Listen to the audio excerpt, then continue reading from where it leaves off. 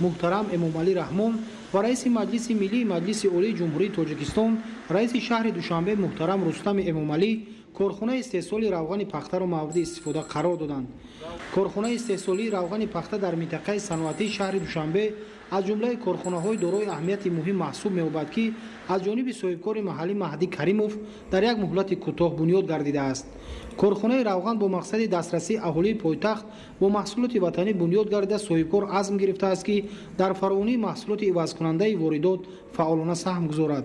در دایره تطبیق یکی از هدف‌های استراتژی مملکت صنعتی‌کنانی با صورت کشور تصمیم گرفتیم که چنین یک کارخانه نوی صنعتی استحصالی را ساخته مورد استفاده قرار دهیم. در کارخانه ما استحصال روغن رستنی توسط تکنولوژی نو معاصر با استفاده از اشیاء خام محلی به راه مانده شده است که هدف تأمین بازارهای داخلی با این نامگویی محصولات مورد نیاز اول خواهد بود.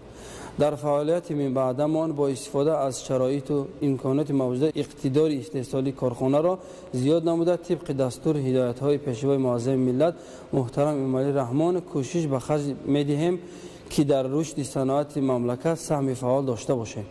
و پیشوای ملت محترم امامعلی رحمان اطلاع دادند که کارخانه استحصال روغن پخته در یک شبانه روز 10 تانه چگید را کارکرد می‌نماید. با به کار درآمدن کارخانه استحصالی روغن پخته 30 نفر با شغل دائمی فرا گرفته شدند. اشیاء خام برای استحصال روغن پخته در اساس شرطنامه‌های همکاری با خواجگی‌های دهقانی دسترس می‌گردد که برای تامین بازارهای داخلی با این محصولات مورد نیاز اول کارخانه مذکور در قطار دیگر کارخانه‌های استحصالی سهم نظررس دارد.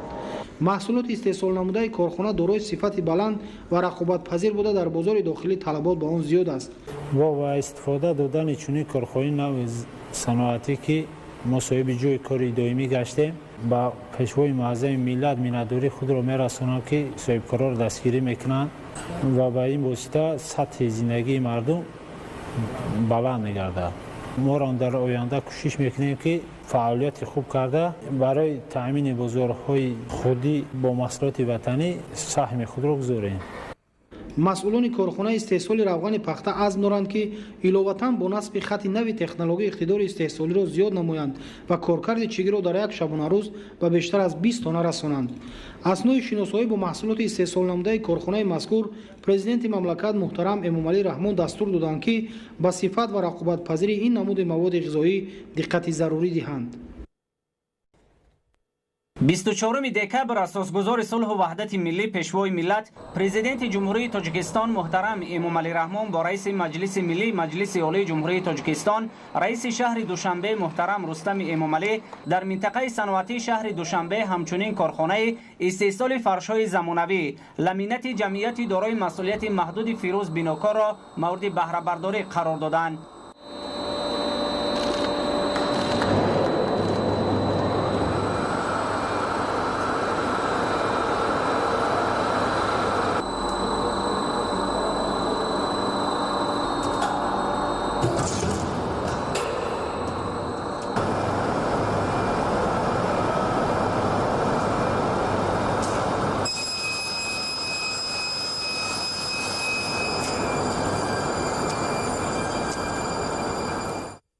کارخانه نوی صنعتی در شهر دوشنبه از جانب صاحبکار وطنی طالب جان حامیدوف در زمینه تطبیق هدفهای دولت و حکومت جمهوری تاجیکستان در راه رسیدن به هدف چهارم استراتژی صنعتی کنانی با سرعت مملکت و در دایره آمادگی‌ها به تجلیل جشن 30 سالگی استقلال دولتی جمهوری تاجیکستان بنیاد کرده شده است.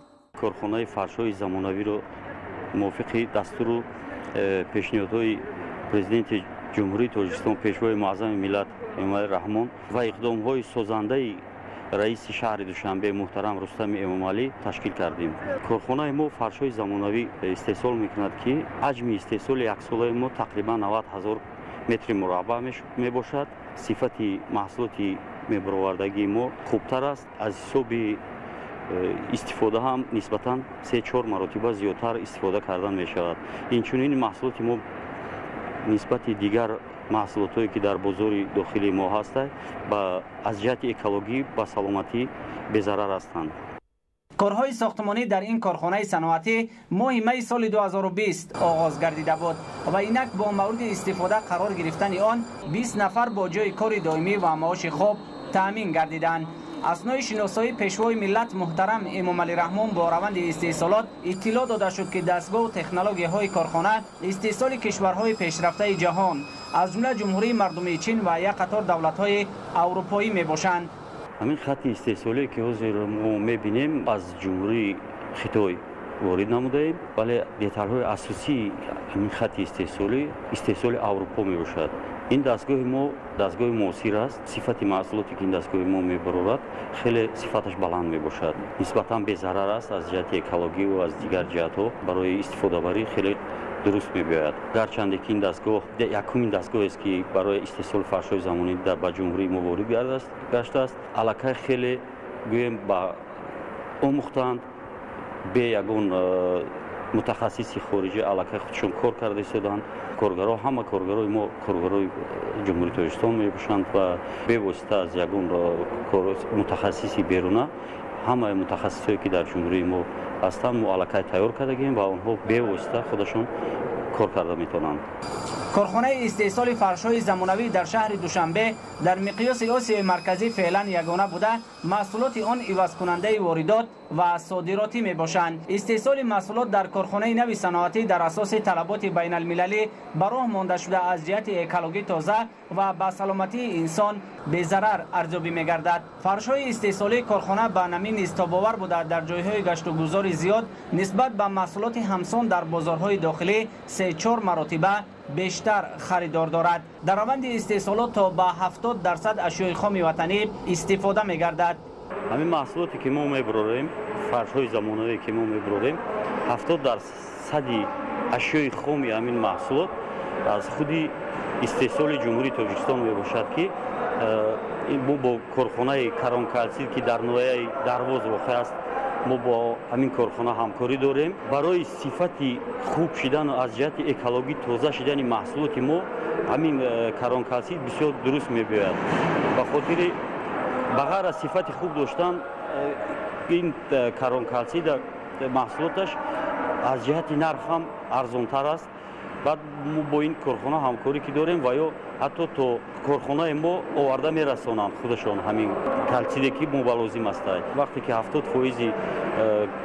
محصول اشیاء خام محصولات ما که یعنی اشیاء تازه اکولوژی است، این با تازه بودن و بی‌ضرر بودن خودی محصولات ما فرش‌هایی که ما میبریم به حد رول مهم میبازد. اطلاع داده شد که اقتدار استحصالی کارخانه در یک سال 90,000 متر مربع محصولات ساختمانی بوده، در آینده امکانی تا به 140,000 متر مربع رسانیدن آن موجود است. کارخانه معاصر صنعتی در شهر دوشنبه به پرتاب بوده، همزمان از پرتاب کارخانه‌های استحصالی در و تیرزه فرش‌ها آماده کرده می شود. در کارخانه استحصال 10 نوع فرش‌های زمانوی با اندازه‌های گوناگون عملی کرده می شود و در اساس درخواست میزاجان مسئولان امکان راه اندازی از این هم بیشتر محصولات را دارا می باشند. اطلاع داده شد که در اساس نقشه در آینده با وارد و وصل و نصب نمودن دستگاه‌های نو اقتدار استحصالی باز هم افزایش داده می شود و برای شهروندان مملکت جای‌های نوی کاری تأسیس می یابد.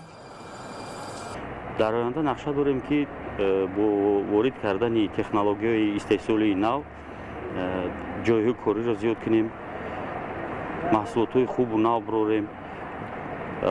در حجم نقشه‌ای که ما داریم باید که در همین کارخانه در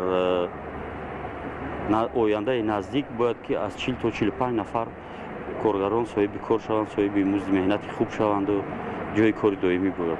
محصولاتی میبرآوردگی مونات بخواهیم که در بازار داخله به سودا مونیم، با دیگر صاحب کارهای بیرون از وطن هم علاقه ما گفتگو داریم و باوری داریم که در آینده نزدیک ما با اونها به یک مصلحت میایم و با محصولات استحصال جمهوری تاجیکستان را به بیرون از وطن صادرات میکنیم. در آینده نزدیک ما نقشه داریم که در داخل بازارهای داخلی جمهوری تاجیکستان نقطه های سودای خود را گشاییم، مردم تاجیکستان را از محصولات وطنی تامین نماییم. نزد کارخانه نوی صنعتی در دایره تشبث مقامات اجرایی حاکمیت دولتی شهر دوشنبه جهت به شهر سبز تبدیل دادن پایتخت مملکت کبودیزار کرده شده گل‌های رنگارنگ و نهال‌های آرایشی و همیشه سبز شنانیده شده است. در سالهای صاحب استقلالی کشور تدبیرهای هوسمندگردانی در سمت تشکیل استحصالات عوض کننده واردات امکان داده است که اهالی مملکت از حساب استحصالات وطنی با مال‌های گوناگون صنعتی از جمله مصالح ساختمانی تامین گردند. ما ساکنان تاجیکستان خیلی شاد هستیم که چنین کارخانه‌های معاصر صنعتی در مملکت ساخته و استفاده داده می شود و ما با جای کار آموزش خوب تامین می‌گردیم. میانه‌داری خود را به واسطه با اساسگذار صلح و وحدت ملی پیشوای ملت پرزیدنت جمهوری تاجیکستان محترم امامعلی رحمان و رئیس شهر دوشنبه محترم رستم امامعلی برای چنین تشبث‌های سازنده اظهار می‌نمایم. واقعا هم فضای صلح و ثبات آرامی و استقلال دولتی برای ما ساکنان تمام شرایط کار زندگی شایسته را فراهم آورده است. در کارخانه استحصال فرش‌های زمانوی برای ما کارمندان تمام شرایط کاری مهیا بوده. در جواب به این تلاش میکنیم که در پیشرفت و آبادی وطن عزیز سهم شایسته خود را گذاریم.